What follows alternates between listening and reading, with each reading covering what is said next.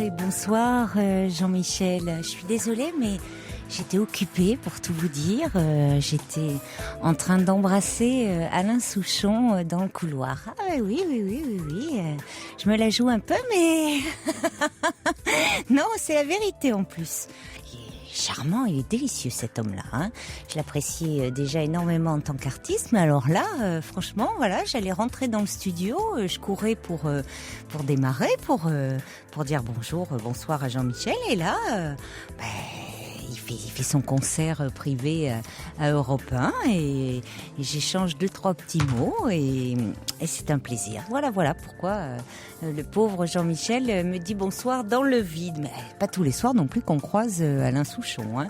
Et bonsoir à tous, j'espère que vous allez bien. La ligne est ouverte sur Europe 1 au 39 21. Alors si vous ressentez le besoin de parler d'un problème qui vous préoccupe, si vous êtes confronté à une situation qui vous tourmente ou si vous vous sentez un peu seul, je vous invite à composer le 39 21 pour en parler avec moi.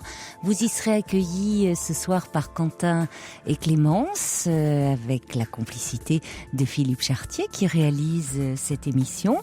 Et si un témoignage vous donne envie de réagir, si vous vous retrouvez dans une histoire, vous pouvez également appeler ce numéro pour en parler en direct avec moi et la personne qui s'exprime, ou vous pouvez nous écrire sur le site europe1.fr ou par SMS au 7 21 21 code nuit 39 21. Je vous attends.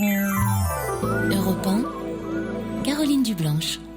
Bonsoir Héloïse. Bonsoir. Bonsoir.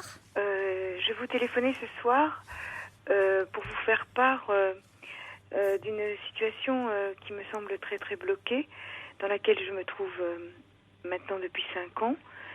C'est-à-dire que je n'arrive pas à vivre normalement après une infidélité de mon mari, ce qui veut dire que je suis toujours dans une grande tristesse, j'ai perdu une certaine insouciance, une certaine innocence, et si vous voulez, j'ai l'impression que je suis verrouillée et je n'arrive à lever aucun verrou, c'est-à-dire que je ne peux pas le quitter, je ne peux pas vivre à ses côtés normalement, et je ne peux pas tourner la page et vivre avec une certaine gaieté que j'avais. J'ai été une femme gaie et j'ai l'impression que je suis complètement plombée parce que c'est une blessure douloureuse dont je n'arrive pas à me débarrasser et dont je ne peux pas comprendre ces mécanismes-là, ces mécanismes peut-être qui surgissent de quelque chose, de l'enfance, mais c'est une blessure que je ne pensais pas connaître dans ma vie, malheureusement je l'ai connue, mais que je ne pensais pas si abyssale. Enfin voilà, c'est peut-être des grands mots, mais c'est ce que je vis au quotidien. Mmh. Et le fait, si vous voulez, j'ai analysé, je suis suivie, et je mets énormément de mots sur cette douleur, mais il y a, depuis 5 années, une stagnation.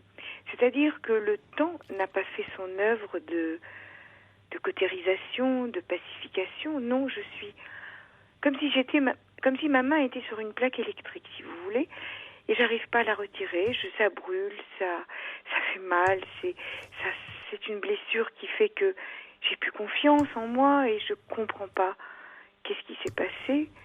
Et je me disais, est-ce que je vais arriver enfin à passer à autre chose, à en guérir, Certes, mon mari est à mes côtés. Certes, mon mari n'est pas parti, mais il n'est pas à mes côtés avec une parole qui, je pense, serait une parole libératrice et qui serait guérissante, qui pourrait me guérir. Parce que vous savez, on dit que les paroles blessent, que les mots sont comme des rayons X et qui peuvent vous transpercer, mais il y a aussi des paroles gentilles, apaisantes. Vous savez, comme « Pardon, viens, on va danser ensemble », parce que moi je peux pas danser toute seule dans cette histoire, mais vous savez cette image de dire voilà, j'ai trébuché, puis on va repartir. Cette parole n'est jamais dite, c'est un silence, c'est un non-dit, et je peux pas repartir, parce que tant qu'il y aura pas pardon, tant qu'il y aura pas quelque chose qui qui va me faire espérer d'un rechoix, qu'il m'ait rechoisi. Pour le moment, il n'y a rien. Il y a je suis là, c'est tout. Je suis là, malheureusement ou heureusement, je suis là, ou malheureusement, j'ai pas pu partir. Et voilà, donc si vous voulez... Mais je me souviens bien de vous. Comment ? Je me souviens bien de vous, Héloïse. Allô ? Oui, je me souviens bien de vous. Oui. Et vous m'aviez dit quelque chose, vous m'aviez dit, vous savez, c'est rien, 4 ans. Et là, c'est 1 an de plus, et je me disais, bon, mais ça va être quoi, 7 ans, 8 ans et je vous avais dit, je me rappelle que c'était très banal, mais nous vivons chaque être humain dans sa singularité. Je vis une expérience qui est commune depuis que l'être humain est sur Terre, je pense, puisqu'il y a des 10 commandements qui sont érigés de telle manière à tu ne convoiteras pas la femme de ton prochain. Donc, si vous voulez, est-ce qu'il y a une guérison possible, ou est-ce que je partirai avec ça jusqu'à la fin ? Je partirai avec cette blessure, avec cette trahison et cette blessure. C'est-à-dire que, oui, si vous n'entretenez pas la blessure. Et j'ai aucune complaisance, hein. J'aimerais me réveiller le matin en train de... Je me demande pourquoi, voyez, si vous voulez, je me demande, vous êtes en thérapie. Vous êtes en thérapie, vous avez un lieu pour en parler. Là, je vous écoutais très attentivement et c'est vrai que ce sont les mêmes mots, hein, c'est les mêmes mots que vous utilisez, la plaie qui ne se cautérise pas, la main sur la plaque électrique, comme si vous ne pouvez pas la retirer. Donc, il y a quelque chose où vous vous maintenez dans cette douleur. Il y a quelque chose où finalement, cette douleur, où il y a une part de vous qui malgré tout... Je n'accepte pas. Ben oui, mais vous n'acceptez pas, mais vous la cultivez presque, la douleur. Parce que quand vous dites... j'aimerais qu'il me dise qu'il est resté, qu'il est... Mais vous aussi, Héloïse, vous restez. Oui. Vous êtes restée. Là, c'est une très bonne question. Pourquoi est-ce que je n'ai pas la force morale de partir ? Ah, je ne parle pas de force morale, c'est pas même pas... Je comprends pas que je mets des verrous partout. Ou je reste et je suis sereine, ou je pars, mais je suis restée dans la 3e position hybride, qui est la plus intenable. C'est-à-dire rester sans être dans cette relation. Voilà. Et elle me fait... C'est la pire. Voilà. C'est la pire. C'est la pire, tout à fait. C'est cet entre-deux qui est la pire et qui ne me fera pas guérir, qui ne me fera pas passer à autre chose. Mais je suis dans l'incapacité. Vous faites souffrir, vous le faites souffrir, vous faites payer. Vous faites souffrir et vous faites payer. Tout à fait. Tout à fait. Donc vous n'avancez pas. Voilà, très bien. J'avance pas, je fais du surplace.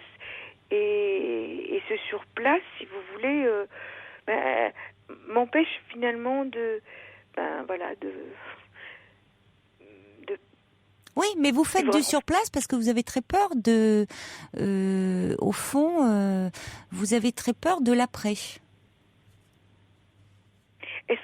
Parfois je me dis, est-ce que l'après ne sera pas plus douloureux que ce que je vis aujourd'hui ? Est-ce que le vide sidéral de son absence, est-ce que ça ne sera pas plus difficile que cette perte définitive de confiance en lui ? C'est évident. Voilà, donc si vous voulez... un rien, si vous voulez, dans une discussion avec lui, un rien, ça fait écran, elle fait écran constamment.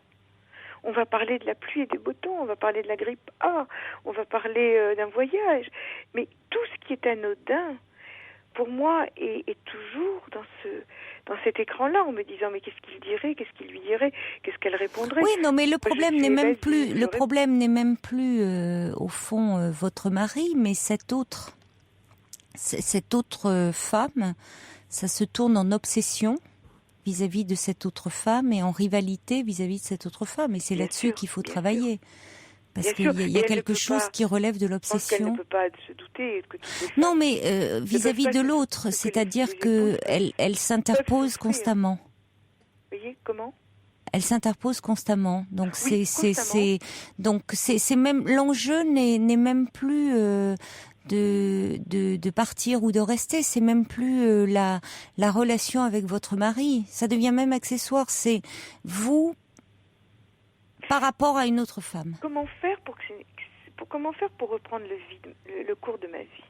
Il faut travailler sur pourquoi finalement quelle est la faille narcissique qui est en vous, qui fait que au fond qu'est-ce que ça vient réveiller chez vous, et pourquoi cette autre et femme vous hante à ce point-là.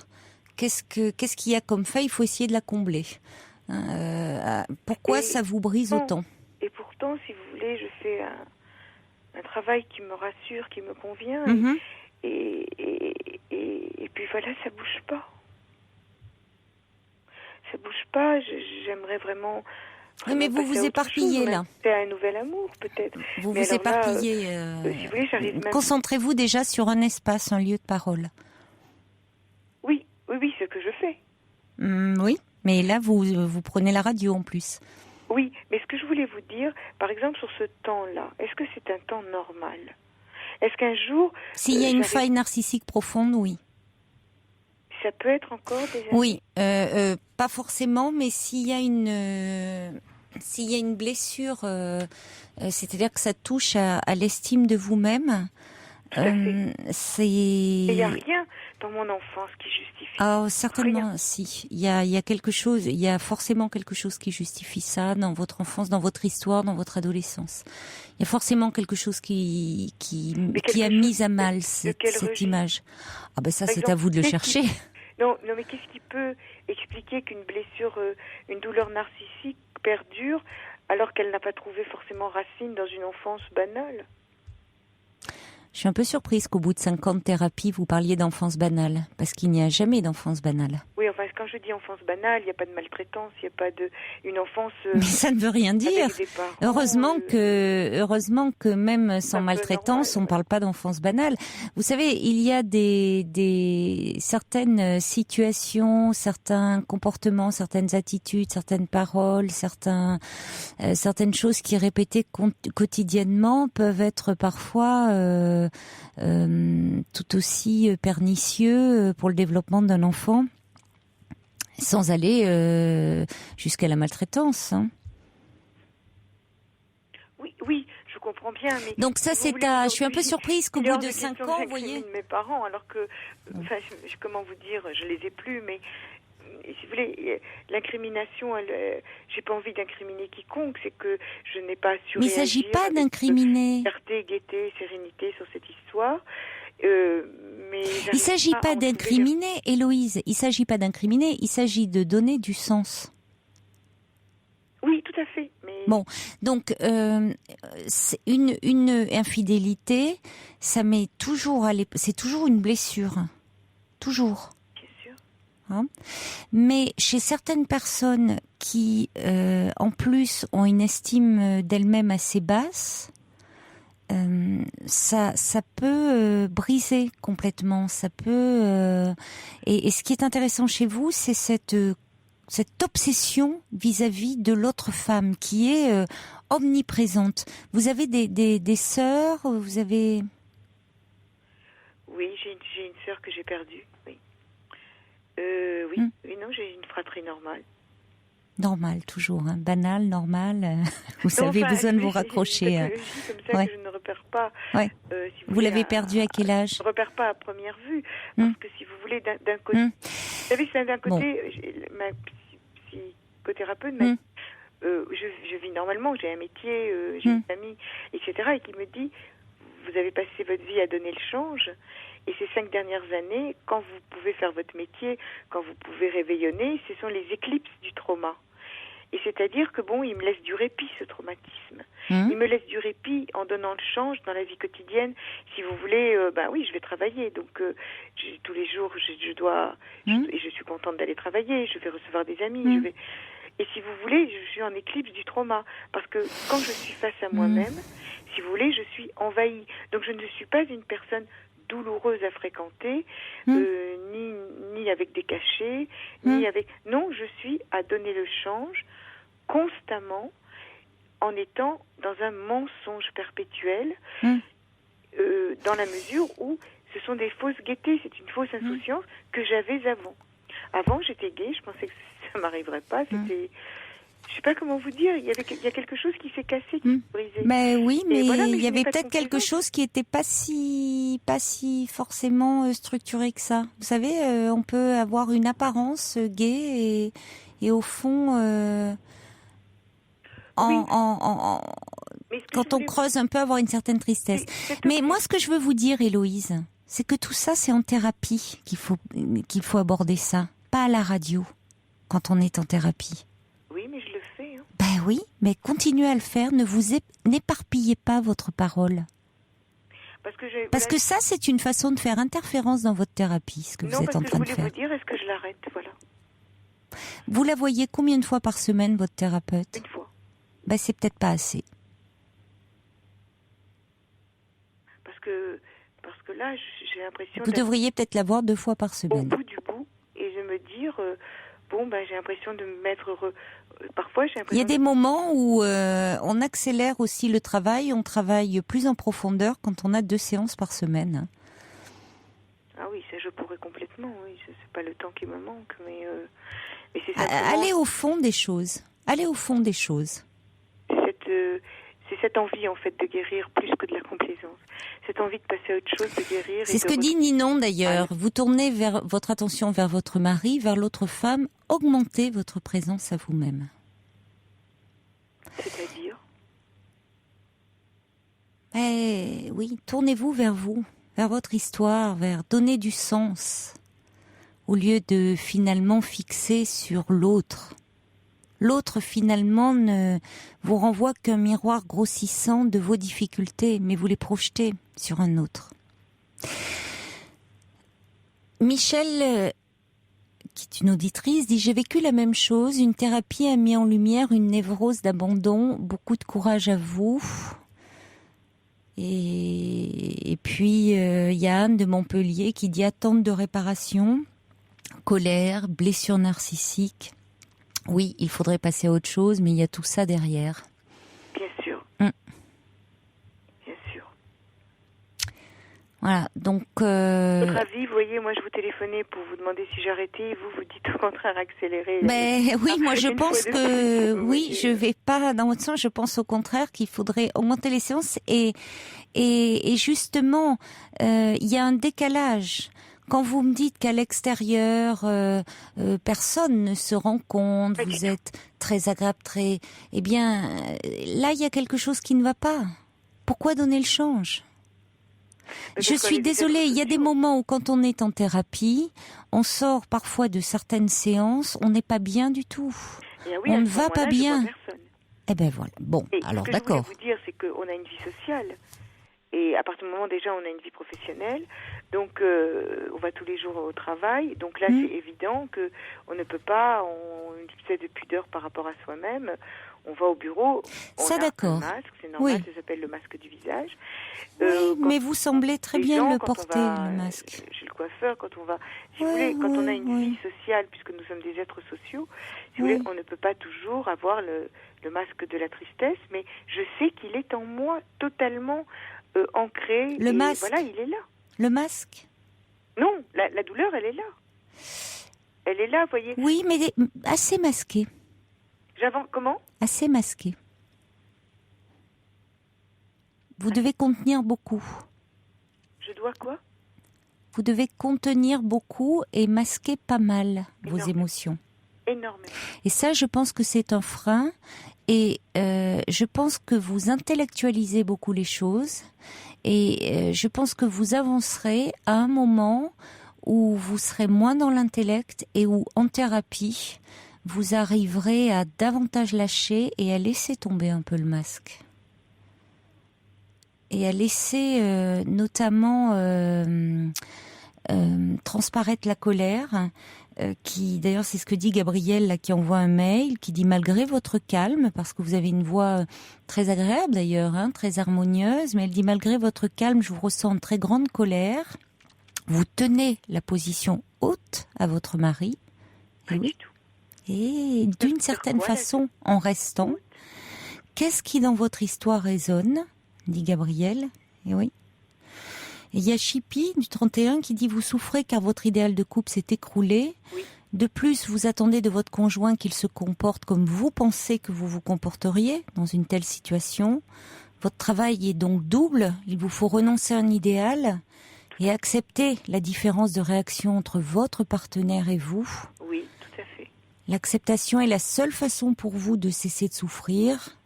Sans acceptation, il vaut mieux rompre totalement, mais vous n'aurez alors pas surmonté l'obstacle et risquerez de revivre les mêmes tourments, vous dit Chippy. Bon courage à vous. C'est très intéressant, mais j'ai pas compris le comportement de hauteur. Je tiens pas du tout. La position de hauteur, c'est-à-dire que finalement, en restant et en étant dans cet état de souffrance, mais tout en restant digne, vous lui renvoyez, vous le renvoyez sans arrêt à sa culpabilité. Tout à fait. Je pense qu'il y a quelque chose de ce que voulait suggérer Gabriel. Oui, Voilà. ok, j'ai compris. Oui. Voilà. Donc, et puis un dernier message de Marc qui dit « Travaillez sur vous et votre blessure narcissique et traumatique.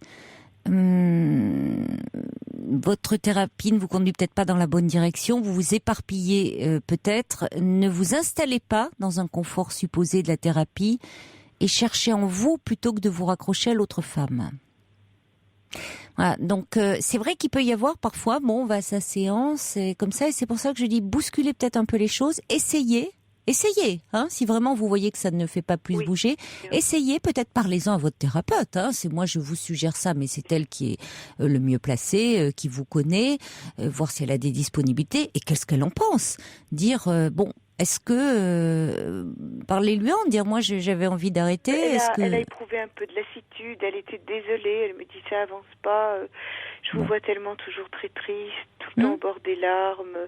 Elle était désolée. Elle vous a pas proposé de vous voir plus. Très très gentille et qu'elle me rassure et qu'elle est tellement adorable. Mais elle était désolée et elle vous a pas proposé de vous voir plus. Pas du tout. Bon, bah écoutez, proposez-lui et vous verrez bien comment il réagira. Bon, mais écoutez, je vous remercie beaucoup. Je vous en prie. Au revoir, Héloïse. Merci.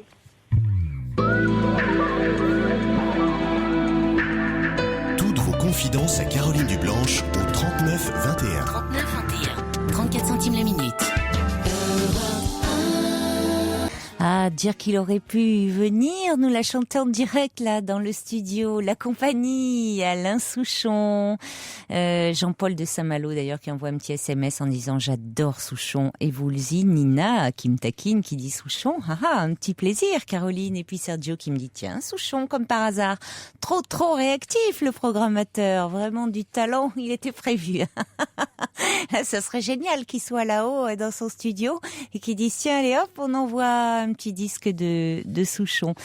Et puis des messages qui arrivent pour Héloïse de Marc qui dit il faut vraiment oser aller chercher en vous et oser découvrir peut-être des blessures enfouies de votre côté pour une véritable thérapie. Oubliez cette autre femme, ce n'est pas en elle que cela se passe mais en vous, c'est vous qui êtes importante et pas elle. C'est très juste. Je suis un peu surprise, c'est-à-dire on entend dans les paroles d'Héloïse une volonté de, quand elle dit une enfance banale, des choses, des parents enfin normaux. Il y a quelque chose de, on entend ça souvent dans les premières séances d'une thérapie. Oh, remarquez, c'est pas vrai. Dans les premières séances, souvent il y a beaucoup de choses de dites. C'est après souvent que ça peut se banaliser un petit peu, mais où elle semble avoir peur de sa propre colère, comme disait Gabriel, peut-être de sa propre agressivité, j'irais même de sa propre violence, et tout ça semble être très contenu. Et à mon avis, c'est une interprétation de ma part, je pense qu'Héloïse avancera le jour où elle s'autorisera à exprimer plus d'agressivité. Je le sens un peu comme ça. Y a Eva qui dit prendre le taureau par les cornes, accepter de se ramener à hauteur d'homme, de s'attaquer enfin et vraiment au sale boulot. Ouais, il y a quelque chose de cet ordre-là. Une bonne fois pour toutes est un travail violent et douloureux, mais ô combien salvateur. Salvatore. Adamo. Non, Salvatore, vous avez raison, Eva. Il y a quelque chose, oui, il y a un côté parfois un peu sale boulot dans la thérapie. C'est-à-dire qu'on fait sortir de soi, des choses pas très belles, hein, des trucs que on aimerait mieux ne pas voir, mais cette agressivité, cette violence, cette colère qu'on a en nous. Et en même temps, c'est inévitable. Sinon, oui, on tourne en rond, on n'avance pas, on garde une image proprette, jolie, agréable. Bon, mais c'est pas ça, parce que il faut aller vraiment creuser au très fond de soi, et c'est en s'acceptant, en reconnaissant aussi cette part obscure de nous-mêmes qu'on avance. Surtout quand on a été floué, trahi. C'est important que ça émerge. Il y avait également une auditrice, c'est intéressant, qui disait, j'aimerais lui dire, Odile je crois, disait, ça pourrait peut-être l'apaiser, que chaque être est unique, alors pourquoi la jalousie? Et oui, il faudrait se rappeler ça, chaque être et donc chaque relation, mais quand on est dans l'obsession, on l'oublie tout ça. On accueille Émilie. Bonsoir Émilie. Bonsoir Caroline. Bonsoir. Excusez-moi, mais bon, j'ai le cœur qui va un peu lâcher en l'air parce que... Mais c'est bon signe. Oui, mais oui, heureusement qu'il bat, mais... Oui, oui. Toute timide, et voilà quoi, parce que je sais que je suis pas la seule sur la radio, il y a une autre personne qui écoute, et voilà. Malgré que je sois passée il y a 10 ans de ça, je pense, je sais plus exactement si c'était en 98, 99. Ah, ça devait être plutôt en 99, parce qu'en 98, l'émission n'existait pas. En 99, ouais. Oui. Parce que je sais que on avait passé en 2000, parce que j'étais passée pour... je discutais la relation mère-fille.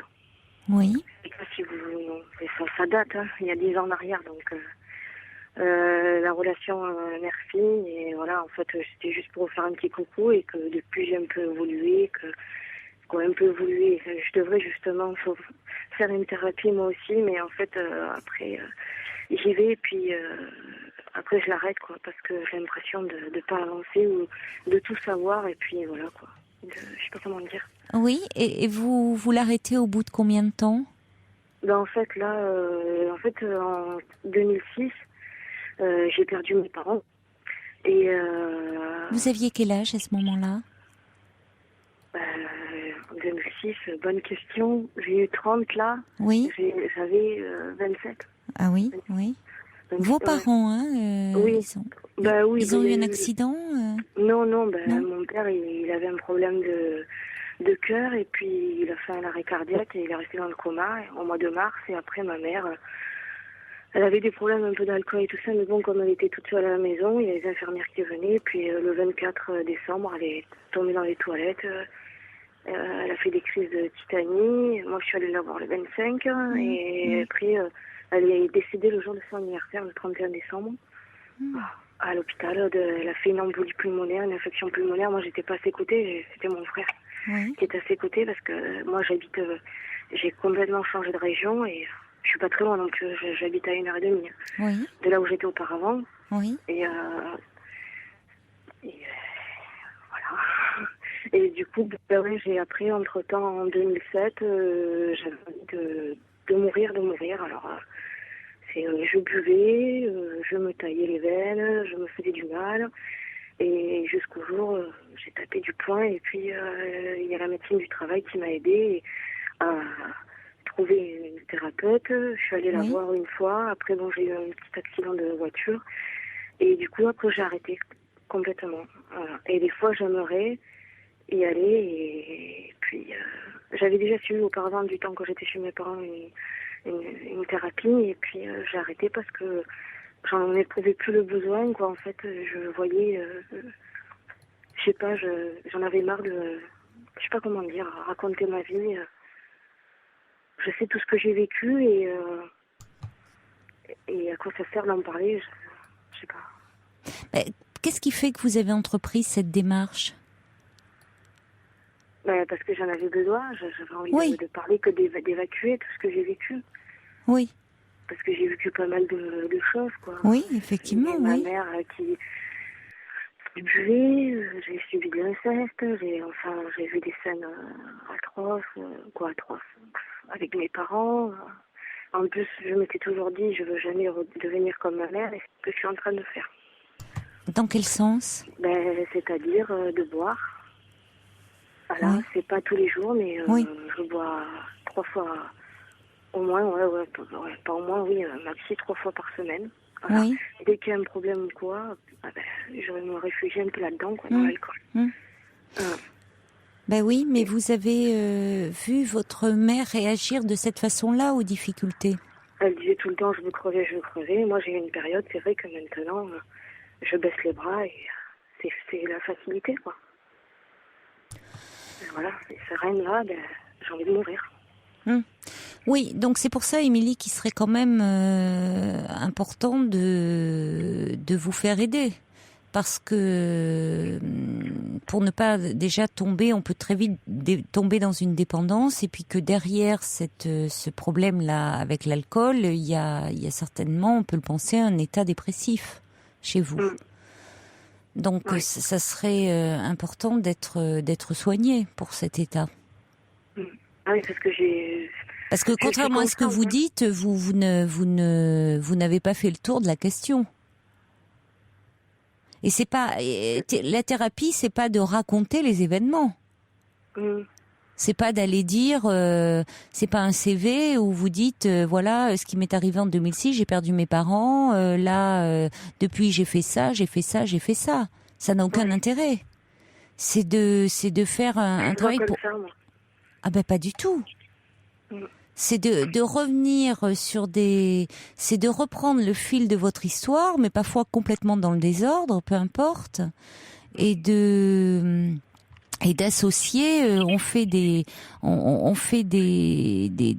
tisse des ponts entre le présent, le passé, et on procède par association souvent, c'est-à-dire que on ne sait pas à l'avance ce qui va être dit. Tout d'un coup, vous êtes dans une pensée, et puis il y a une image qui vous vient, et ça vous évoque.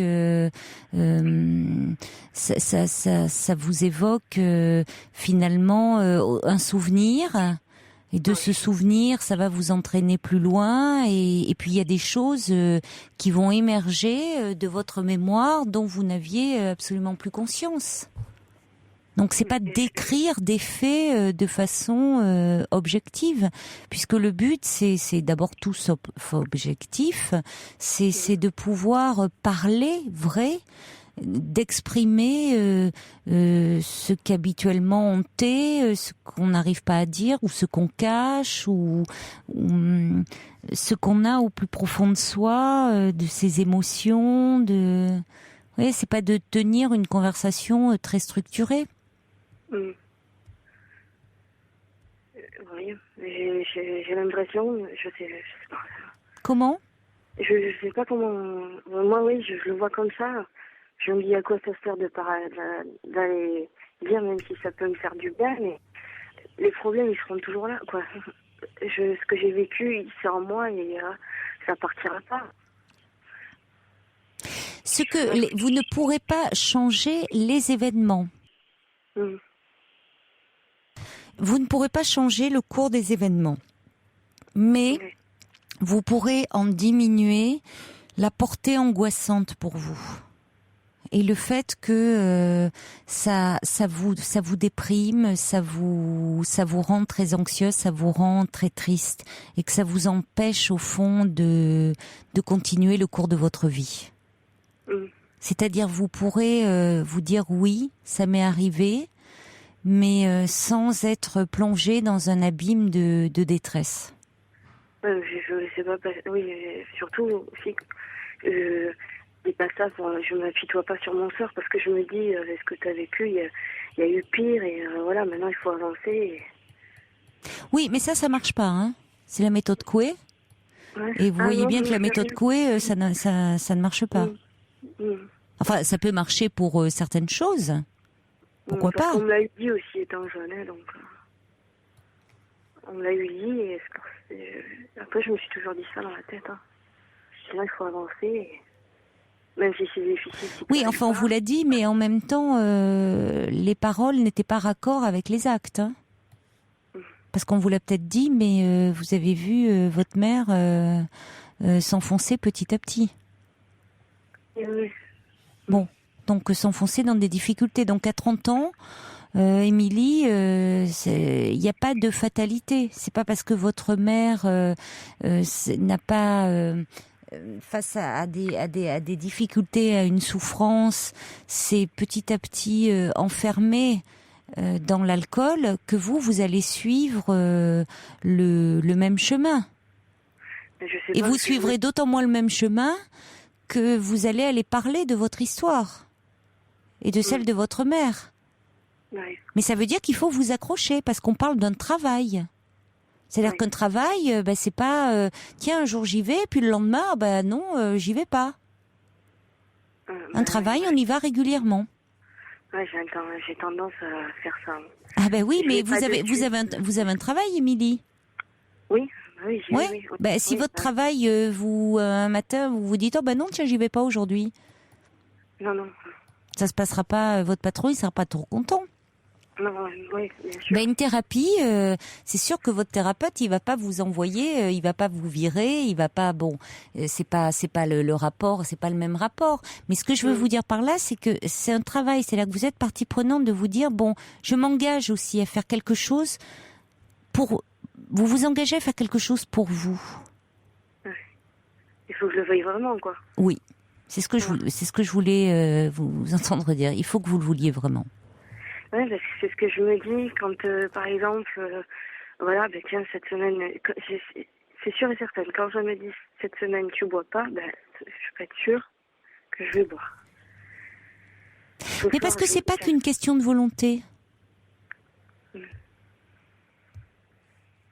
fonce tout droit, là. Hier, j'ai dit, tiens, je me suis fait... j'ai écrit sur un papier, tiens, il faut que tu appelles le docteur pour voir un peu s'il peut pas t'aider ou quoi à faire quelque chose. Du coup, je l'ai pas appelé. Hein.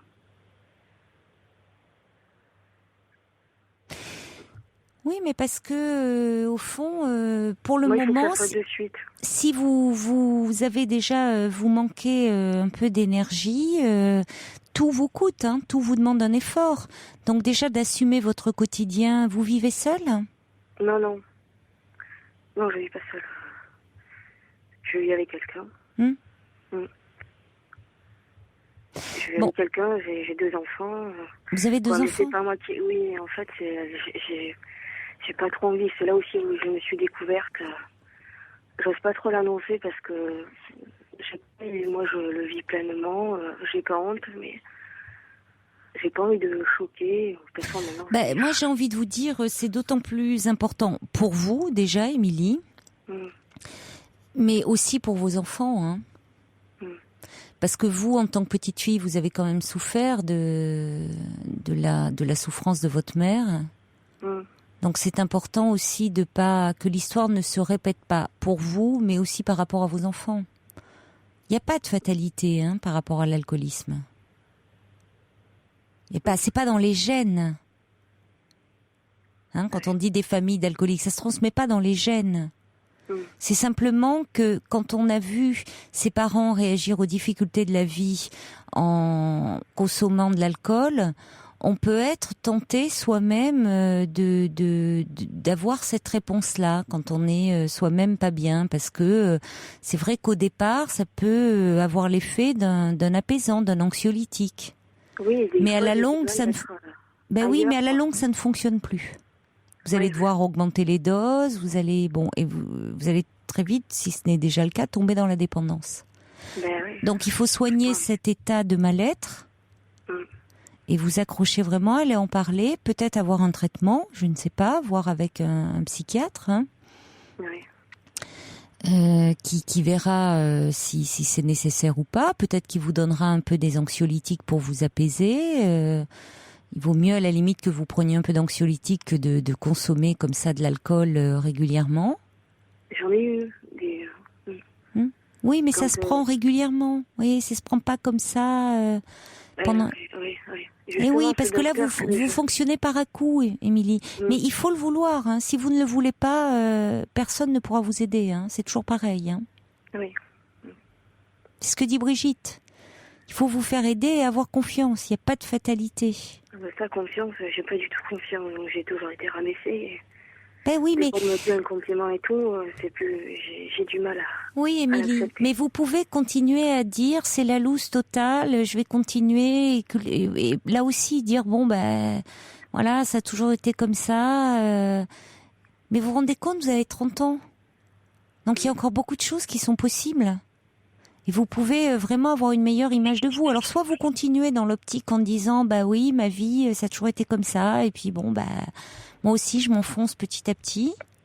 Soit vous vous dites bon ben ma mère, elle a eu une histoire et puis elle a eu ses difficultés, elle a eu une souffrance dont elle n'a pas pu parler, elle n'était pas prête à en parler. Mais moi, je veux pas avoir la même vie qu'elle et je vais aller parler de tout ça et vraiment me faire aider et pas sombrer. Ouais.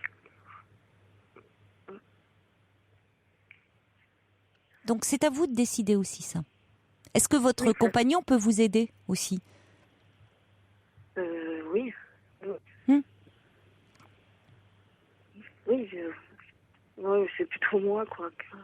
Oui, mais ça peut être un Oui. soutien. Oui, bien sûr. Il y a Chris aussi qui dit que la thérapie sert à vider les tiroirs pour ouvrir une nouvelle porte libératrice. Oui. Voilà. Mais Donc bon, à vous de faire le faut- choix, Émilie. Hein. Oui. Allez, courage. Merci beaucoup et ça m'a fait plaisir. Et puis, meilleurs vœux. À vous aussi. Merci. Au revoir, Émilie. Au revoir. Au revoir. Toutes vos confidences à Caroline Dublanche au 39 21. 39 21. 34 centimes la minute.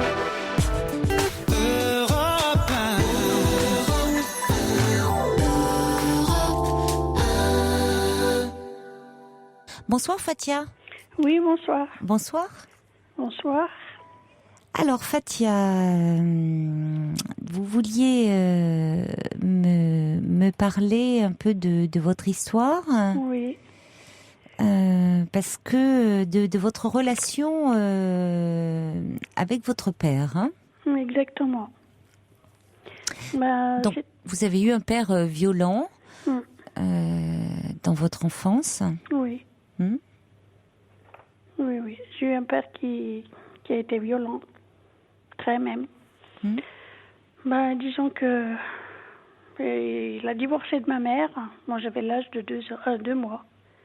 Et puis, j'ai été élevée par ma grand-mère. Après le décès de ma grand-mère, c'était ma tante. Après, c'était mon oncle au Maroc, quoi.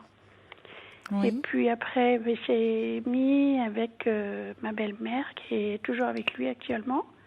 Oui. Et puis, il m'a fait venir en France à l'âge de 8 ans. Et bon, je suis arrivée en France, donc je ne comprenais pas. Enfin, j'étais perdue, quoi. Ils m'ont mis à l'école et puis, comme je ne comprenais pas et j'arrivais pas, j'avais droit au martinet tous les jours. C'était mon repas du soir. Votre mère était restée au Maroc. Ma mère, oui. Ma mère, ils ont divorcé. Et puis Oui, ma mère- j'ai compris. Oui. Et puis oui. ma mère, elle s'est remariée avec un autre homme. Donc, je suis restée là en France avec mon père pendant 5 ans. Oui. Et pendant ces 5 ans, j'ai souffert. C'était terrible, quoi. Et puis après, il m'a mariée au Maroc à un cousin à l'âge de 13 ans et j'ai eu un enfant à 14 ans. Voilà. Mm. Quel âge avait votre cousin ? Ben, il avait à peu près dans les 7-8 années de plus que moi. Ouais. Mm. Ah oui, lui, il avait quand même 20 ans, hein, 21 Ouais. ans. Donc Donc, après... mariage à 13 ans, et donc il a consommé le mariage dès l'âge de 13 ans. Oui, oui. Et puis après, j'ai été battue après par le cousin. Parce que je savais pas faire les choses comme là-bas au Maroc. Vous voyez, après mes 5 ans en France, je me suis intégrée ici. J'ai commencé à parler, à apprendre le français, Oui. même un peu l'anglais. J'en ai fait un an. Après, je me retrouve là-bas à la campagne, pas de lumière, pas d'eau, dans un monde encore nouveau. Et là, j'étais encore battue, mais alors c'était mes repas du matin, du midi, du soir.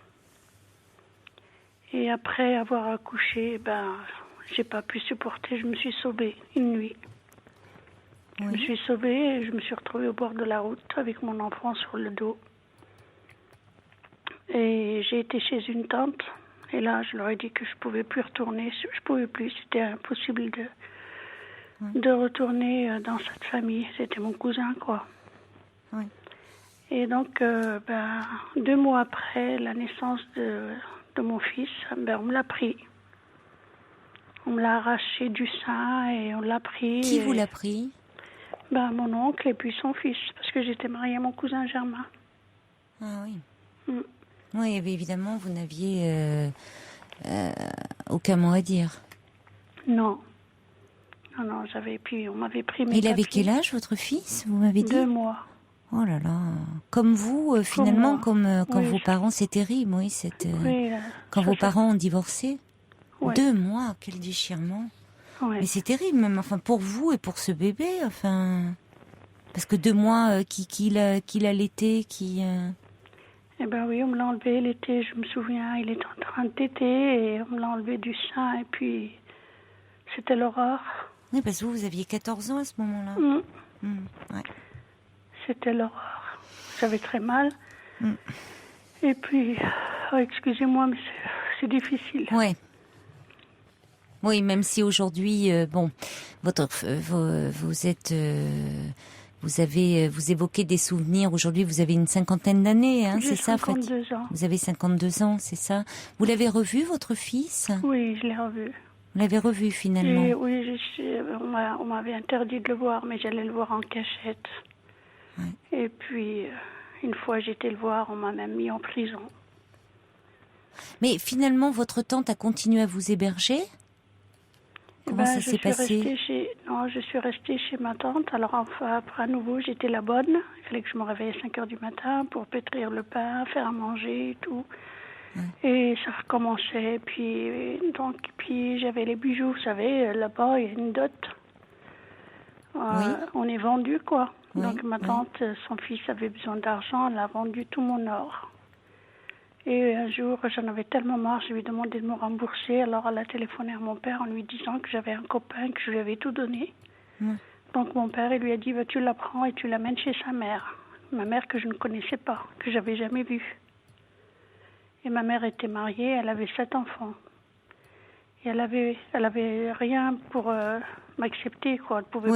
Elle pouvait pas travailler pour me nourrir, rien du tout. Puis une fille divorcée au Maroc, elle ne vaut plus rien, quoi. Non, et puis après, je suis partie.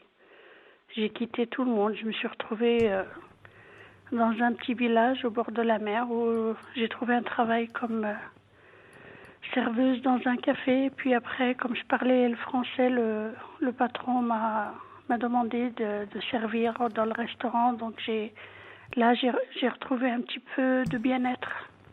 Oui. Parce que il y avait beaucoup de clients français, il y avait des clients espagnols, italiens. Vous voyez, je me suis retrouvée un petit peu. Puis après, j'ai connu un homme que j'ai aimé. J'ai eu un garçon avec lui.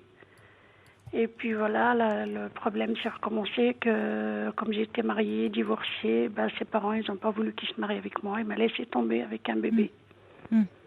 Et puis au Maroc, je pouvais rien faire avec un enfant. Il fallait que je quitte le Maroc. Et j'ai dû me remarier avec un Tunisien pour pouvoir quitter le Maroc. Enfin, c'était un mariage arrangé. Et là, en Tunisie, je suis tombée malade. J'étais gravement malade. Et mon enfant était malade aussi, il avait un problème cardiaque. Et j'ai envoyé à mon père plusieurs courriers pour lui demander de l'aide. J'ai téléphoné, il m'a dit que pour lui, je n'existais pas, que j'étais morte. Que de toute façon c'était un bâtard, c'est qu'il voulait pas entendre parler de mon fils. Même quand il a su pour la maladie de votre fils? Il a su pour la maladie de mon fils et pour moi, mais il a rien voulu faire. Ouais. Excusez-moi. Qu'est-ce qui s'est passé? Comment avez-vous fait alors pour votre fils? Je suis arrivée en Tunisie, puis là-bas, Je travaillais là-bas, donc je travaillais dans une usine de crevettes, 7h du matin, 7h du soir. Et j'ai remué ciel et terre avec les consulats et tout, et puis on m'a aidé. Puis à l'époque, il y avait le président Bourguiba qui était vivant. Donc j'ai fait maintes et maintes courriers, puis le miracle s'est produit, il en a reçu un, et puis il m'a convoqué. Donc vous avez été reçue par le président. Oui, j'ai été reçue par le président. On va marquer une pause musicale, Fatia. Oui, d'accord. Et on va se retrouver après le journal de minuit. D'accord ? Ne raccrochez pas. Hein. D'accord. 39 21 34 centimes la minute.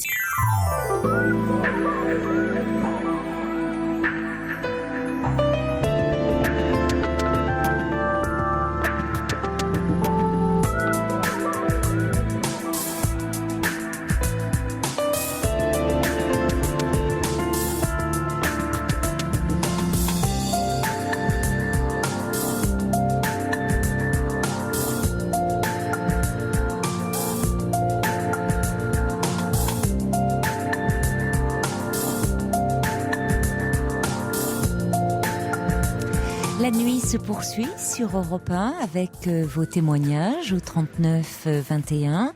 Toutes vos réactions par SMS au 7 21 21 code nuit et par courriel sur le site europe1.fr. Nous sommes en compagnie de Fatia. Donc Fatia, vous avez aujourd'hui 52 ans. Vous nous parliez de votre histoire, de votre parcours très dur, très lié à votre condition de femme, hein, de petite fille née au Maroc, maltraitée par son père, mariée à l'âge de 13 ans à un cousin, ayant son premier enfant, un fils, à l'âge de 14 ans, qu'on vous a retiré alors qu'il avait 2 mois, parce que vous vous êtes enfui de chez votre mari, qui lui aussi était violent avec vous. Puis, vous avez connu un homme, vous vous êtes remarié. Là, votre enfant ayant des problèmes de santé, vous vous êtes tourné vers votre père, mais qui a dit qu'il ne vous connaissait plus, puisque finalement il y avait vous lui aviez désobéi. Et alors là, vous nous parliez d'une rencontre avec le président Bourguiba, qui a été le point de salut pour vous, pour votre enfant. Oui. Oui. Oui, il m'a reçu et je lui ai expliqué le problème de mon fils qui avait un gros problème cardiaque. Donc il m'a donné une autorisation de sortie du territoire tunisien pour me diriger en France pour le soigner. Mais quand j'ai été pour faire les papiers, on m'a dit non, seulement l'enfant quitte le pays pour se faire soigner en France, pas vous. Donc j'ai dû me battre pour pouvoir sortir aussi, et je suis rentrée en France avec mon fils. Et là, quand je suis arrivée en France, j'ai été chez mon père, et lui il travaillait, il n'y avait que ma belle-mère qui m'a accueillie bien gentiment. Et elle m'a fait à manger parce qu'on avait très faim. On avait pris le bateau. Donc le bateau, il y avait une tempête. On a passé 2 jours en mer. Enfin, j'étais très fatiguée avec un enfant malade et tout. Et mon père, quand il est arrivé, il m'a vu. C'était terrible. Terrible. Tu sors de chez moi. Il s'est mis à crier. Allez, tu prends ton bâtard et je veux plus te voir. Et ma belle-mère s'est mise entre lui et moi. Et puis elle lui a dit, mais c'est pas possible. C'est un enfant. Il a rien voulu écouter, et puis finalement il a téléphoné à un cousin qui habite dans la région parisienne aussi, et qui est venu me chercher, m'a amené chez lui. Et il lui a dit, il faut que demain tu lui donnes de l'argent pour qu'elle retourne en Tunisie ou au Maroc, mais je veux pas qu'elle reste en France.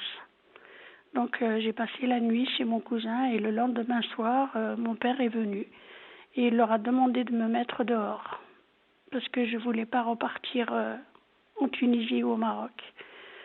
Et ils m'ont mis, c'est mon père qui l'a fait. Ils m'ont mis à la porte. Et cette nuit-là, il faisait très froid, comme aujourd'hui. Et j'ai dû dormir sur le trottoir avec mon enfant. Et après ça, je vous explique l'histoire, pourquoi j'arrive pas à pardonner à mon père. Qui se Oui. trouve, ce soir, mon père, il est chez moi, il dort chez moi ce soir. Ah bon, je croyais qu'il était parti à la Mecque. Oui, mais mon père, il est parti quand après ce qu'il a fait, qui m'a mis Parce à la que porte. c'est ce dont vous vouliez nous parler. Oui, je vous explique. C'est pour ça, oui, Je vous je croyais explique. qu'il les appeliez à ce sujet parce qu'il n'est pas à la Mecque, donc. Non, je vous raconte aussi. Il a été, mais là, après qu'il m'a mis à la porte, moi, j'ai pris la direction de Bourg-en-Bresse chez un ami, Oui. où je suis restée quelques jours. Et là, mon ami m'a présenté un homme, un Français qui est mon mari depuis 20 ans, avec qui j'ai eu des jumeaux, un garçon et une fille. Et cet enfant que j'ai amené de Tunisie, mon mari actuel l'a accueilli. C'est lui qui l'a élevé, qui a 27 ans. Il est papa d'un petit garçon maintenant, et puis sa femme elle est enceinte. Mais mon père, entre-temps, il a voulu aller à la Mecque. Voilà. Et là, c'est lui qui m'a téléphoné. Enfin, ma belle-mère m'a téléphoné parce que ils peuvent pas aller à la Mecque s'ils n'ont pas le pardon de toute personne à qui ils ont fait du mal. D'accord. Et Donc, puis- il vous a demandé ce pardon. Il me l'a même pas demandé. Ils ont demandé que j'aille avec mon mari et mes enfants, Sandra et Florent.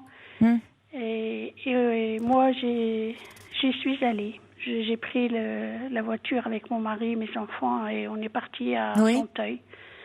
Et quand je suis arrivée là-bas, il m'a dit bonjour, mais sans demander le pardon. Il est parti à la Mecque, il est revenu. Et puis, quelques années après, il a demandé je lui dis ma mère, parce que c'est elle qui m'a élevée. Je dis à ma mère, vous devriez venir chez nous à Bourg-en-Bresse et tout. Puis là, il est venu. Il a passé un mois, puis une fois encore, il a passé quelques jours. Et il y a 3 ans, j'ai éclaté, je lui ai tout dit. Tout le mal qu'il m'a fait. Oui.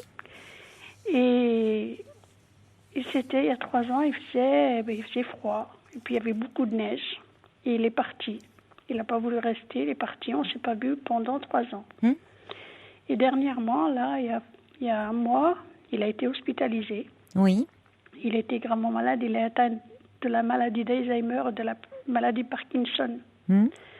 Sa voisine m'a téléphoné pour me prévenir. Oui. Donc, quand elle m'a prévenu, j'ai téléphoné. Il m'a raccroché au nez la première fois. Il ne voulait pas me parler. La deuxième fois, c'est pareil. Puis je l'ai rappelé à l'hôpital. Et puis là, il m'a parlé. Et j'ai mon fils, Florent, qui a 18 ans. Il m'a dit, avant les fêtes de Noël, maman, tu sais, on devrait aller chercher Mémé et puis Pépé pour passer les fêtes avec nous. Excusez-moi, je suis... Alors ça, c'est votre fils, donc, qui vous demande ça, de voir ses grands-parents, oui. Oui, et puis on a été tous les deux. Et ça fait 16 jours aujourd'hui qu'ils sont chez moi. Là, ils sont chez moi, à la maison.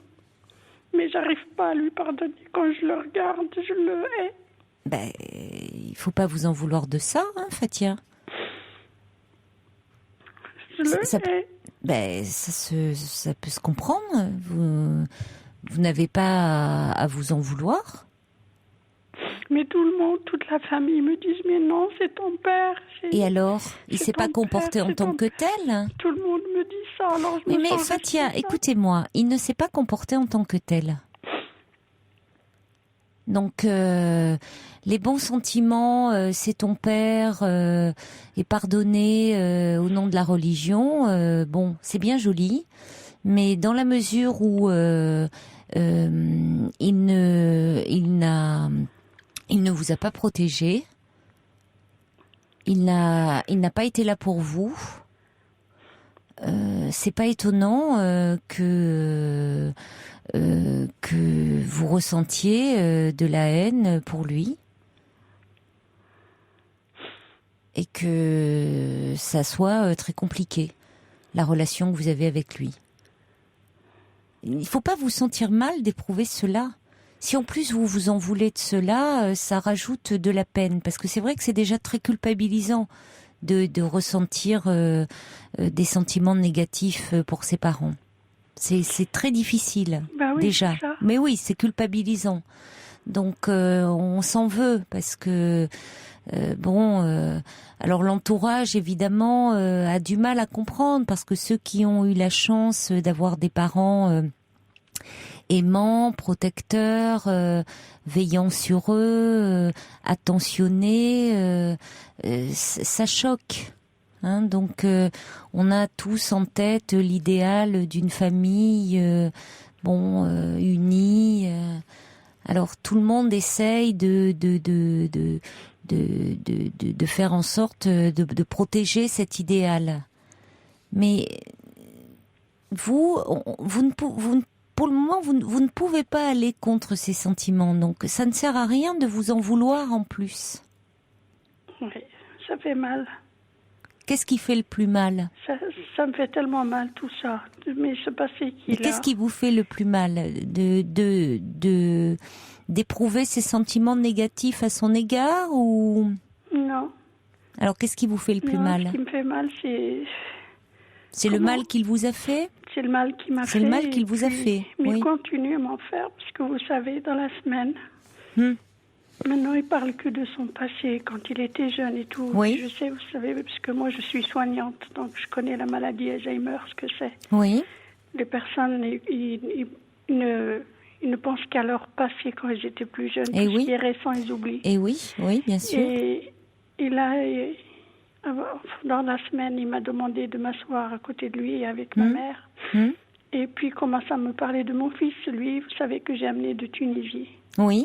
Il me dit, mais il est toujours chez toi, il vient manger, mais il va pas travailler. Alors je lui dis, mais tu sais, papa, il travaille, mais il est en vacances. Il a 15 jours de vacances, mais il va travailler. Puis bon, il vient, c'est mon fils, hein, moi je peux pas le jeter. Et puis il me dit, mais tu te rends compte, il amène toujours son bâtard dans ses bras. Puis j'ai dit, stop, ne dis pas ça. C'est pas un bâtard. Farrell, il a sa maman, il a son papa. Et vous voyez, il continue, il veut faire encore la même chose avec mes enfants, comme il a fait avec moi. Oui, mais ça ressort et il y a des choses qui vont ressortir et d'autant plus qu'il est dans ses souvenirs, comme vous dites, anciens, puisque la mémoire récente va s'estomper. Donc il y a des choses qui vont ressurgir et vous faire mal.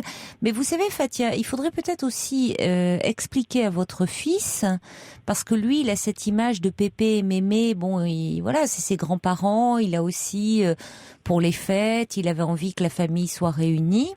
Mais vous avez aussi le droit de parler à votre fils un peu de votre histoire sans... mais de dire que vous n'avez jamais été proche de vos parents parce que votre fils, lui, il vous voit en tant que mère, donc ayant toujours été très bienveillante à son égard, toujours là pour lui. Donc, est-ce qu'il connaît votre histoire? Mais oui, mes enfants, ils connaissent tous mon histoire. Oui, mais alors il peut comprendre, il a l'âge, il peut comprendre que avec votre père, vous n'ayez pas un lien tendre et que vous soyez pas proche de lui. Donc il faut pas aussi que vous vous sentiez obligé de prendre soin, de veiller, voyez, pour faire plaisir à tout le monde, hein. Mais vous savez, si je l'ai fait là, c'est parce que c'est aussi pour mes enfants, c'est pour leur enfant. Oui, mais Fatia, vous faites beaucoup de choses pour les autres. Oui, j'ai toujours fait pour les autres. Mais là, pensez un peu à vous, parce que si ça doit vous faire du mal, après tout, il y a aussi des institutions qui peuvent accueillir votre père, surtout si du fait de cette maladie, il peut y avoir des poussées d'agressivité. Enfin, ça risque, vous le savez, puisque vous êtes soignante, ça peut être compliqué. Oui. Mais bon, c'est pour les fêtes, là, si j'ai accepté... Bon, d'accord. Mais si c'est ponctuel... non, mais voilà, mais il a d'autres enfants. Non, je le ramène vendredi. Non, il a personne. D'accord. Il a des enfants. Vous m'avez dit qu'il avait d'autres enfants. Non, mais c'est ma mère qui a d'autres enfants de son autre mariage.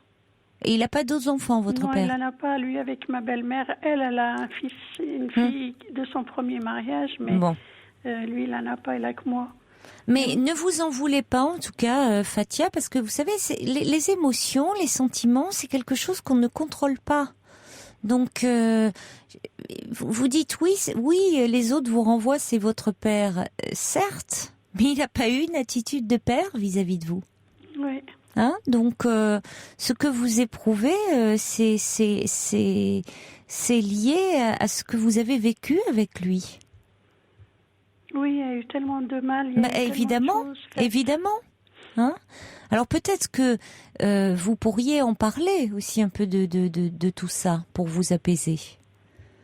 Parce qu'on sent que c'est une histoire. Alors en même temps, bon, vous êtes debout. Après, c'est ça, vous êtes aujourd'hui là, debout. C'est ce que dit D'ailleurs, je reçois beaucoup de messages pour vous. Je vais vous en lire pour conclure d'ailleurs, qui dit Nina, qui dit mais quel courage, pourquoi certaines personnes arrivent à se relever encore et encore après chaque coup. Oui, c'est la résilience, hein, finalement. C'est ce que dit le subversif, c'est-à-dire la capacité à surmonter les traumatismes. C'est ce que dit le subversif, qui dit à travers votre histoire, Fathia, on voit une épopée actuelle qui n'a rien à envier au misérable d'Hugo. Et le souffle qui vous a maintenu et mené ici, à vous, respire la vie et aspire à la résilience. Alors suivez-le. Il y a Poupi qui dit « Moi aussi, j'ai connu le martinet accroché en évidence sur l'âtre de la cheminée » et qui vous dit « Fathia, vous êtes belle à entendre ».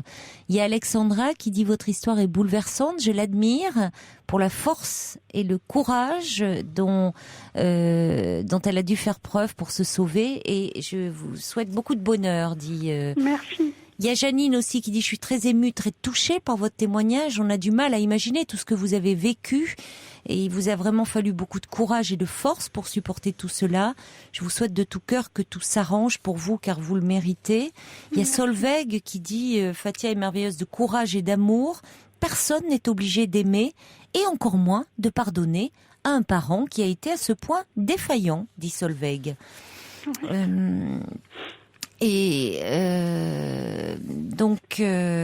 Ah oui, il y a Clara qui comprend pas qu'on puisse interrompre un témoignage aussi poignant que le vôtre pour passer une chanson. Bon, je suis désolée Clara, mais nous avons aussi des impératifs et d'ailleurs on donne le temps après à chacun. On passe deux disques par heure, c'est quand même pas non plus la fin du monde. Et on laisse à chacun quand même le temps de s'exprimer dans cette émission. Je crois que Clara, vous pouvez pas dire le contraire.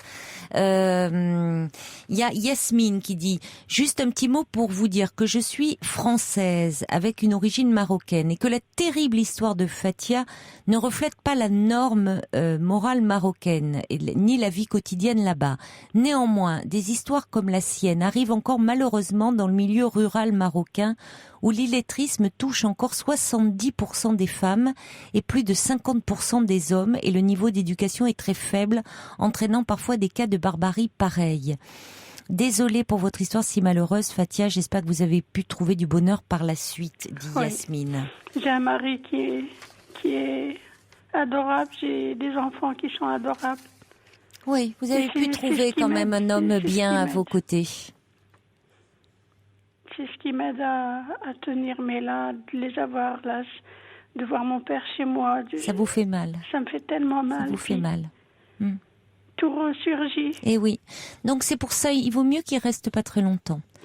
Parce que vous avez eu suffisamment de peine et de souffrance dans votre vie pour ne pas y être confronté de nouveau, Fathia. Il faut prendre soin de vous. Vous avez besoin maintenant de douceur. Hein? Merci. Il y a Léa qui dit « Ma chère Fathia, je vous serre sur mon cœur, je vous offre mon affection. N'hésitez pas à prendre mon téléphone si vous le souhaitez. » Léa qui laisse...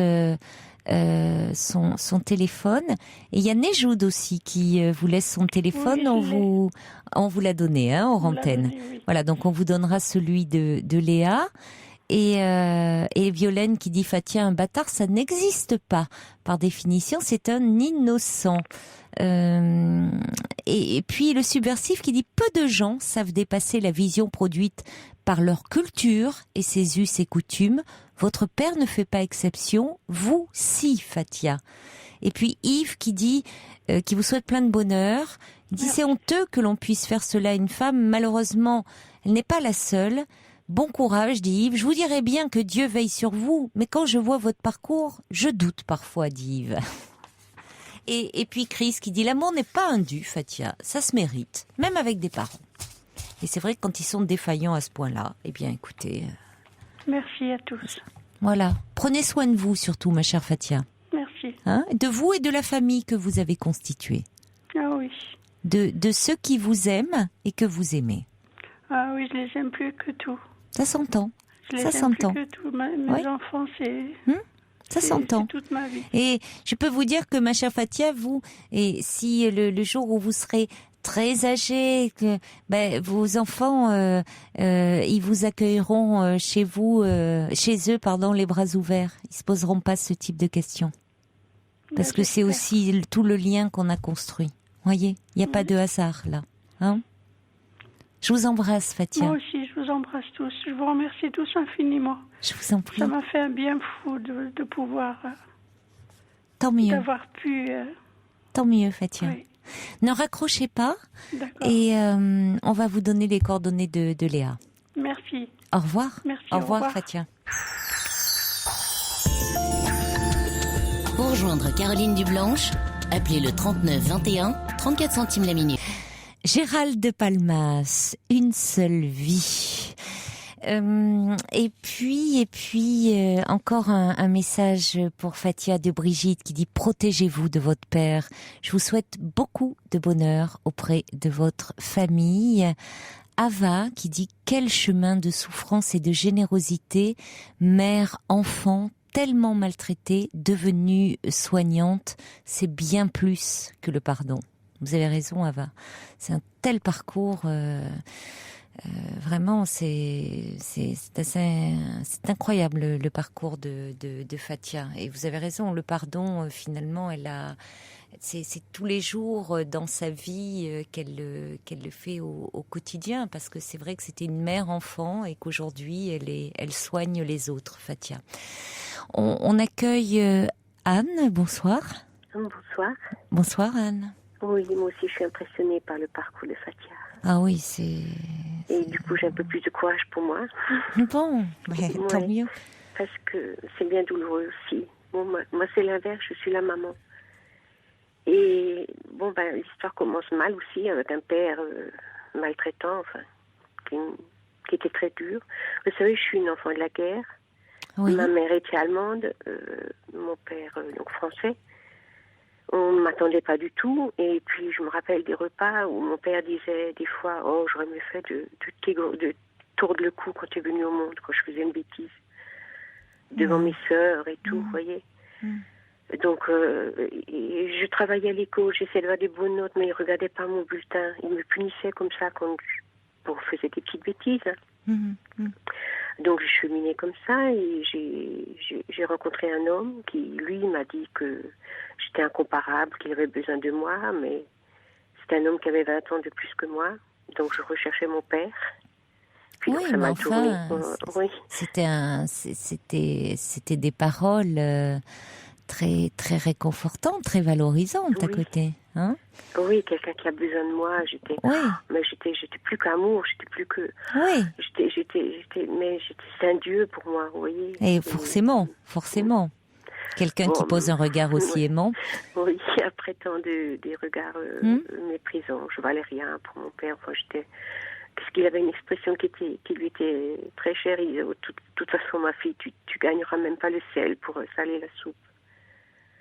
Vous voyez. Alors que je faisais tout ce que je pouvais pour apporter des bonnes notes. Enfin, j'ai fait des études quand même. Je fais employée de banque et c'est là que j'ai rencontré cet homme.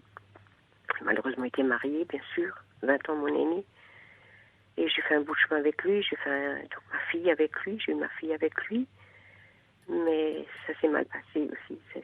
C'est mal passé. C'était rapidement aussi la mésentente. Parce qu'il n'était pas bien dans sa peau. Il avait 6 enfants, il y avait sa femme, il y avait moi, il y avait cette fille. Parce que, en fait, je voulais le quitter. Et puis, j'ai fait tout ce que j'ai pu pour être enceinte. Parce que je voulais garder de cet amour qui, pour moi, est maintenant encore unique. Et maintenant encore, tous les jours encore, je pense à lui. Vous voyez, malgré qu'on a été séparés. Je dis qu'on a été séparés. Et que j'ai élevé la petite pratiquement toute seule, quoi. maintenant, ma fille, elle me reproche donc cette enfance. Je savais que j'avais mal fait. Je savais qu'elle n'était pas heureuse, qu'elle n'avait pas le foyer, qu'elle attendait. Mais arrivé il y a 11 ans de là, la banque, elle avait fait des programmes. Vous savez, on pouvait partir avec un petit pécule. Alors je me suis dit, je vais me racheter. J'ai pris cet argent, j'ai fondé une SCI et on a acheté la maison. Ma fille, mon gendre, elle avait un garçon et entre-temps, elle a eu deux petits encore que j'ai élevés depuis 11 ans là. Donc je me suis dit, voilà. Elle a 3 enfants, donc, votre fille? Oui, elle a 3 enfants. Oui. Le premier, non, je travaillais encore, mais dès que le deuxième, elle était enceinte, quand moi j'ai quitté la banque, et donc je suis toute jeune, j'avais 55 ans, même pas. Et après, une petite fille est arrivée encore, et je lui ai élevé ces 2 petits. Elle n'avait jamais souci. J'essayais, quand elle rentrait du travail, que la table était mise, le repas était fait, les enfants étaient gardés, baignés, enfin, elle n'avait plus qu'à s'occuper à jouer avec eux. Vous voyez, je pense ça pendant jusqu'à maintenant, ça fait 11 ans. Il a 11 ans, le petit, là. Et quel est le problème? Elle a pu... Oui, elle a été licenciée, donc, et alors elle a dit, écoute, je vais créer une entreprise. Je dis, mais ben oui, ma fille, vas-y. Et je l'ai encouragée, je lui ai donné tout mon argent d'héritage de maman, qui est morte entre-temps. Je l'ai toujours, j'ai renfloué cette entreprise, mais là, malheureusement, elle a déposé le bilan. Oui. Parce que là, à cause de la conjoncture et tout, et puis bon, je veux dire qu'entre-temps, on a eu pas mal. C'est pas, elle était mal dans sa peau, toujours aussi, et puis elle avait un problème, elle dépensait toujours beaucoup d'argent. Je me rappelle, un jour, elle est venue, elle n'avait plus de logement, je lui ai donné mon logement où j'étais avant, je suis habitée chez un copain, puis j'ai dit, écoute, pendant ce temps, tu mets tout l'argent de côté du loyer que tu vas pas payer, puis tu pourras commencer quelque chose. Mais elle n'a jamais pu épargner. Et donc, ça faisait beaucoup de friction dans la famille. Et là, depuis qu'elle a déposé le bilan, c'est de ma faute, que de toute façon, je la tire toujours vers le bas. Alors, moi, je suis militante dans 2 associations, une pour les droits de l'homme, Amnesty International, et puis l'autre pour une défense des droits, enfin, dans le tiers-monde, quoi, pour le développement dans le tiers-monde. Donc, j'ai beaucoup de responsabilités, là. Alors elle me dit, ton seul souci, c'est de t'occuper de ceux qui ont rien, des pauvres, tu ne penses qu'à ça, parce qu'elle voudrait que j'ai plus d'ambition, que j'ai plus envie de gagner. Elle dit que je la tire vers le bas, au lieu de la tirer, d'être la locomotive. Qu'est-ce qu'elle entend par là, que vous la tirez vers le bas? Mais... que je suis pas ambitieuse, quoi, comme elle. Je suis pas ambitieuse, ou parce que là, depuis donc Noël, ça s'est passé juste avant Noël, le dépôt de bilan.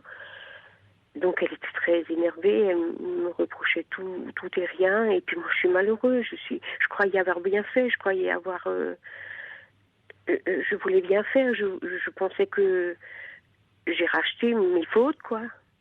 Et je me rends compte que c'est ça qui est embêtant. Vous avez racheté vos fautes, c'est ça finalement. Compenser l'absence de père avec... c'est ça que vous dites, votre faute, selon vous. Elle n'a jamais eu de relation avec son père? Si, elle en a eu tout le long. C'est pas tellement fait... Qu'est-ce que vous appelez alors vos fautes? Racheter vos fautes? Mais bon, parce que c'était difficile, Vous savez... Il avait acheté une grande maison. Alors, sa femme habitait en bas avec les enfants. Puis nous, on habitait en haut. Mais en fait, oui. Ouais, c'était... C'est de la polygamie, ça? Vous habitiez dans la même maison? Non, mais il vivait pas du tout. Il avait juste, au lieu de la laisser dans un appartement à part, c'était une grande maison séparée, vous voyez? Non, c'était pas la polygamie. Il était avec nous. Oui, mais sa femme vivait dans la même maison. Oui. Donc, c'est gonflé de la part de cet homme, quand même. Ouais. Je trouve qu'il était quand même très... Mais oui. Enfin, Et quand je me rebiffais, il se comportait quand pas j'étais- bien vis-à-vis Non. des femmes, hein. Mais non. Mais non. Pas bien du tout, ouais. En plus, quand je me rebiffais, il me frappait. D'accord. J'ai eu des coups. C'est comme après, on s'est séparés. Hein. On s'est séparés. Oui, c'était ça surtout. Alors l'ambiance n'était pas... Elle voyait bien quelque chose qui n'était pas normal et tout. Mais oui. Mais alors aujourd'hui, elle a un compagnon Oui, oui. Ouais, ouais. avec qui Enfin, elle est. mais elle avait... le premier enfant, c'était un autre... D'accord. Mais elle a un autre homme père. dans sa vie. Oui, le père oui. des deux derniers. Des là. petits, oui. Mhm. Bon, d'accord. Oui, mais j'ai Bon. comme l'impression... là, ça va bien entre eux. Bon, bah tant mieux. Oui. Mais Et à un moment donné, ça n'allait pas. Je sais pas trop pourquoi. Et donc, c'est son compagnon qui prenait toutes ces... C'était Oui. lui qui était le souffre-douleur, vous voyez. mais finalement, Et pourquoi maintenant, Oui. j'ai l'impression que ça va bien. Moi, je suis contente, mais c'est Tant moi mieux. maintenant le souffre-douleur. C'est moi qui prends ses cris et ses... Mais Par oui, mais exemple, je parce suis que tellement malheureux. pourquoi il y a tant de... Bon, vous avez fait ce choix. Comme Oui. vous dites, c'est pas un choix facile, hein.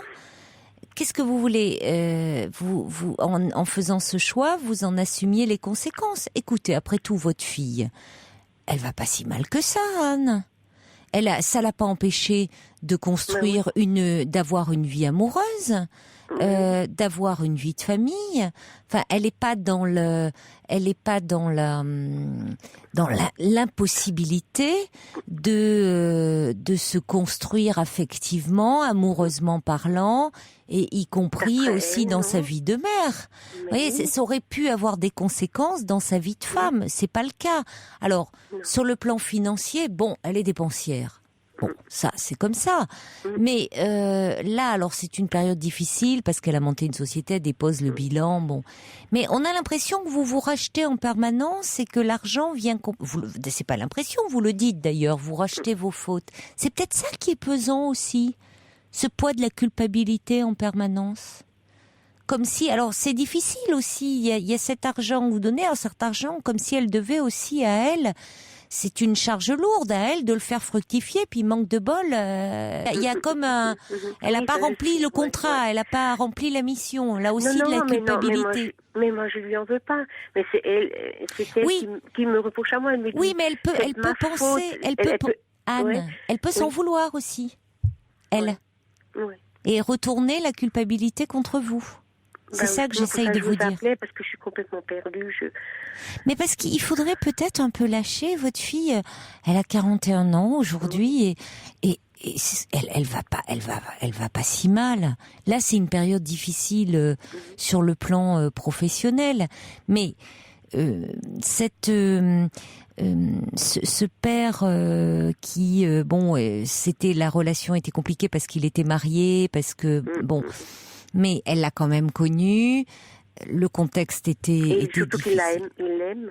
Il aime. Il aime. Parce que là, entre-temps, j'ai vendu la maison donc on s'est quitté, hein. Et puis il a acheté une petite maison dans le sud. Oui. Et vu parce qu'elle a toujours gardé les contacts, vu les difficultés et vu son âge, il a 85 ans maintenant. Alors moi, je l'ai pardonné, hein, sa pauvre femme, elle est morte. Entre-temps, il est tout seul maintenant. Bon, ses enfants ne lui parlent plus, c'est normal. Hein. Non, mais Ses surtout que sa enfants à femme, lui, hein, il lui en a fait voir aussi. Hein. C'est quand Mais même oui, ce qu'il lui a mais fait oui, subir. mais oui. C'est terrible. Hein. Tout Ouais. à fait. Ouais, mais quand même, moi je voulais partir. Moi je voulais partir depuis longtemps. Et puis sa femme a dit, ah ben non, maintenant plus. Hein. Maintenant vous restez. Hein. Elle a dit, moi je suis mieux qu'on ne passe. Elle voulait pas le récupérer. Hein. Ah ben je comprends. Oui. Non, oui, elle voulait pas que je parte. Hein. Elle voulait que je m'en occupe. Parce que c'était vraiment séparé la maison. Hein. C'était une maison à 2 entrées, vous voyez. Si on voulait pas se voir, on se voyait jamais. Hein. Mais quand j'ai dit que je voudrais partir, j'en peux plus, quoi. Elle a dit, ah non, il n'est pas question. Elle a dit, je reste là maintenant, et puis je m'en occupe, je reste là, quoi. Donc, entre-temps, elle est morte. Et donc là, je suis partie. Là, j'avais la conscience tranquille, j'ai dit, je pars. Là, on s'est séparés, donc lui est allé habiter dans le sud. Et puis bon, maintenant, il a 85 ans, il était un peu perdu là-bas. Donc il a vendu sa maison, donc ma fille va récupérer l'argent pour créer une nouvelle société. Mais moi je lui reproche pas, je comprends, je parle pas au niveau de. Écoutez, on a l'impression que cette absence finalement de sécurité affective, d'une certaine façon, dans laquelle vous l'avez fait grandir, élevé, vous avez jusqu'à présent toujours cherché à compenser par une sécurité matérielle, parce que c'est ça aussi là dans la symbolique de l'argent. Il y a plusieurs symboliques dans l'argent. Il y a le pouvoir, évidemment.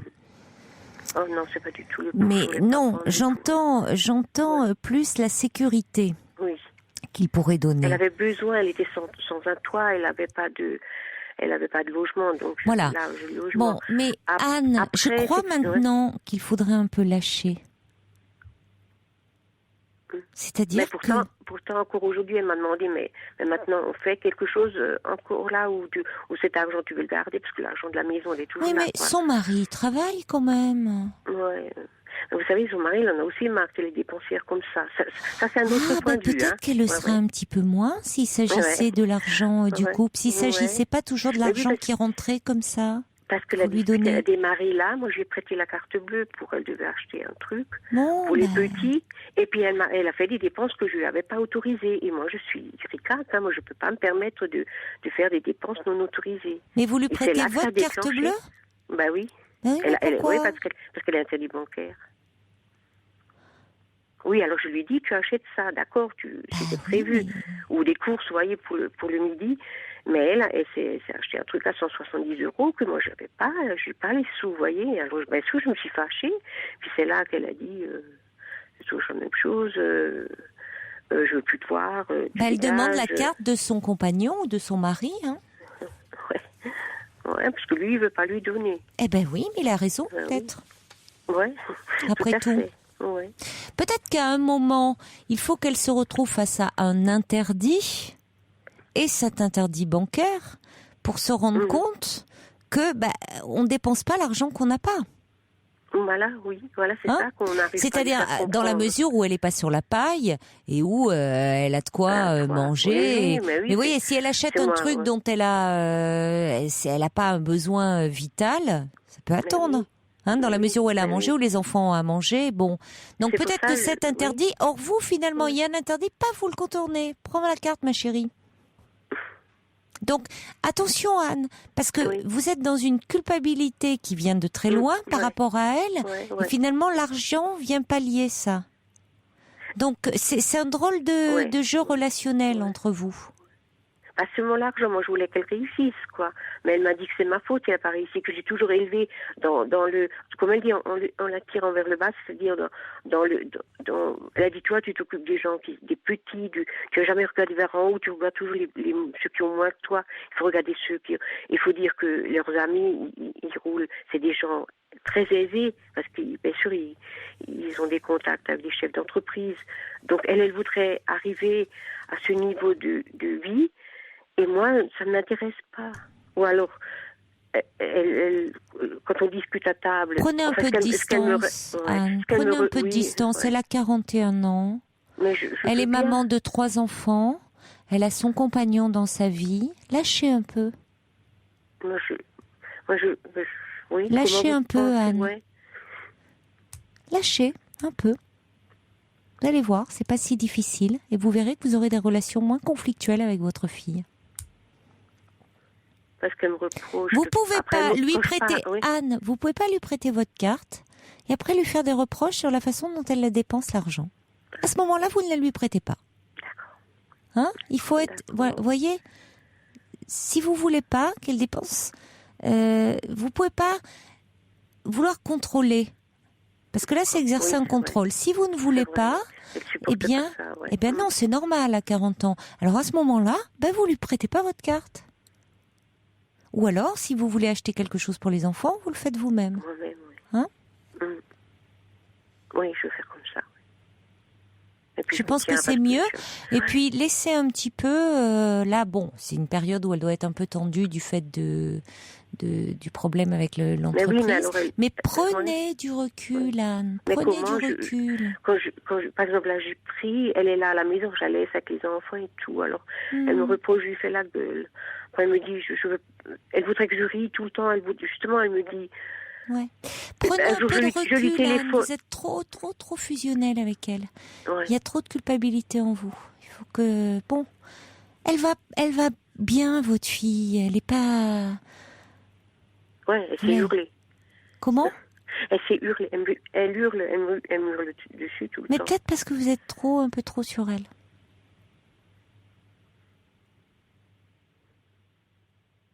C'est pas... Bon, vous avez fait un choix de vie, mais ça l'a pas handicapée dans sa vie relationnelle. C'est ce qui compte. Ouais. Hein? Maintenant, elle se débrouille. Elle est largement adulte.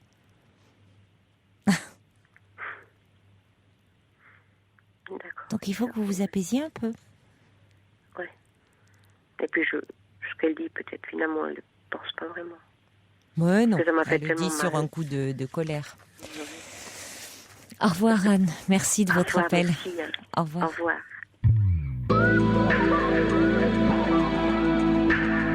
Toutes vos confidences à Caroline Dublanche au 39 21. 39 21. 34 centimes la minute. Bonsoir, Chantal. Oui, bonsoir. J'ai été vraiment très touchée par le témoignage de Fatia. Je trouve que c'est une femme formidable. Et je comprends qu'elle ne puisse pas se rapprocher de son père au point de le pardonner. Parce que en fait, le mal vient de lui. C'est lui qui a voulu la marier autant de bonheur, en plus avec son cousin, ce qui n'est pas tout à fait normal. Qui n'a pas voulu la recevoir quand elle avait un enfant qui plus est était très malade et avait besoin de se soigner, etc., etc. Donc, moi, je lui dis, vous avez la chance d'avoir fondé une famille, profitez-en. Maintenant, elle a bien mérité d'avoir ce bonheur avec ses enfants. Ouais, ça va lui faire du bien son fils et sa fille, voilà. de vous entendre le dire, parce que elle disait que ça l'avait soulagée déjà d'en parler, d'entendre les réactions, mais je crois en plus vous entendre le dire et vous exprimer, Chantal, je crois l'opinion de beaucoup d'auditeurs et d'auditrices. Ah oui. Il y a Anna qui nous envoie un mail en disant surtout ne culpabilisez pas de ne pas pouvoir pardonner à cet homme qui ne s'est pas comporté comme un père envers vous. Essayez de vous rasséréner. Vous êtes trop bonne, Fatia. Vivez pour vous, pour votre mari, pour vos enfants qui méritent votre amour, eux. Pensez à vous et à ceux que vous aimez et qui vous aiment. Et il y a Amina qui dit « Je suis marocaine, je comprends la culpabilité de Fatia car dans notre culture, la place des parents est très importante. De toute façon, quelle que soit la culture, c'est très difficile d'éprouver des sentiments de haine pour ses parents. C'est très culpabilisant. Mais Amina dit « Après tout ce que vous avez enduré, vous n'avez pas à supporter ce père indigne. Faites table rase de toutes ces contraintes que l'on nous inculque. » Amina dit « Je tiens toutefois à souligner aux auditeurs français que les femmes marocaines ont acquis beaucoup de droits et que le cas de Fatia est heureusement de plus en plus rare. » Oui, mais c'est monstrueux ce qu'elle a subi. C'est monstrueux, ça n'a pas arrêté. Vraiment, et malheureusement, il y a encore des femmes qui subissent dans d'autres coins du monde. Et pour avoir sorti la tête du tunnel, chapeau. Franchement, chapeau. Et devenir soignante. Oui, voilà. Oui. C'est magnifique. Franchement, je suis pleine d'admiration. Oui, on sentait en plus l'émotion dans sa voix et tout. C'était un des cas, parce que j'écoute souvent votre émission, et c'est un des cas d'une personne, comme vous dites, la résilience et tout, mais c'est incroyable. Fait part de courage aussi. Ah oui, c'est incroyable. Jusqu'à écrire au président et tout ça. Se relever, les coups qu'elle a pris et toujours être debout. Toujours debout. C'est ce que dit Daniel, moment intense comme ça, en direct. On ne peut que la remercier. Même son mari et ses enfants ont la chance d'avoir une personne comme d'avoir, ça. une femme et une mère comme elle. Oui, vraiment. Elle fait monde d'un nombre de qualités incroyables. Merci en tout cas, Chantal. Je crois que vous résumez comme ça avec vos propos ce que pensent beaucoup d'auditeurs ce soir. Merci. Bonsoir. Bonsoir Chantal, au revoir.